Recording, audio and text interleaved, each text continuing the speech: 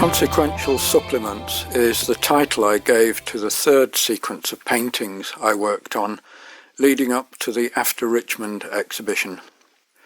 What distinguishes these paintings is that they connect with ideas that came up in Lincoln Philosophy Forum discussions and that caught my imagination. Sometimes they were new ideas, or new to me, and sometimes they were ideas that I dredged up from past readings of various theorists and philosophers. Amaranthine is an example of dredging.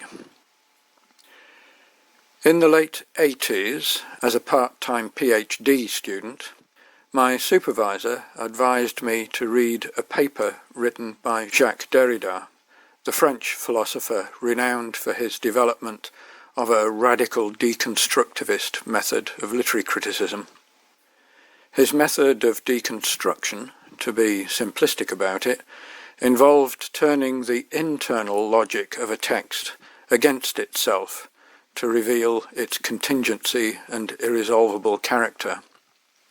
Semioticians had previously suggested that meaning arises out of the differences between terms, so given appropriate analytical tools, texts are solvable puzzles.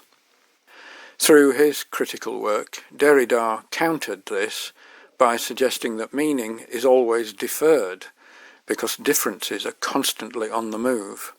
He called this the play of difference. Philosophically speaking, the upshot is that what matters is continuing to play the language game, because all finalized texts fail in the end. The paper I was invited to read was titled Living on Borderlines. With its doubled meanings, this immediately suggests a precarious position for the one engaged in the language game.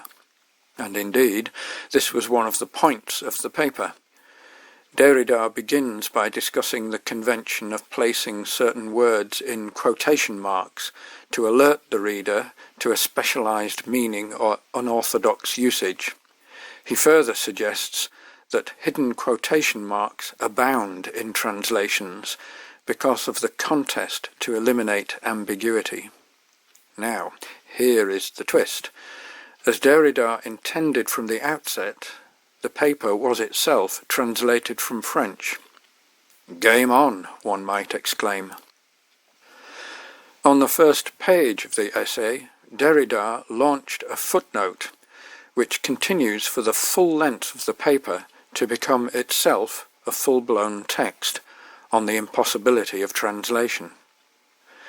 The composition of the painting parallels the visual structure of the page. The main exposition is above a line near the bottom, and below it there is some kind of supplementary detail. And as with the paper, one does not work without the other. In the upper part of the painting, the head on top of the silver stem represents a herm. In ancient Greece, a herm was a stone pillar capped with a head or bust and was used as a boundary marker. The atmosphere is heated, disturbed, full of energy, and threatens destruction. And near that ground line, the words "living on" are just visible. This is the world the herm has under surveillance and control.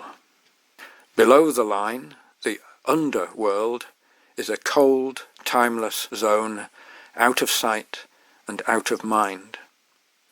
The ant represents a hollow being, aware only of what it can immediately sense, tentatively feeling its way out of oblivion, which is marked by the barely legible words, border lines.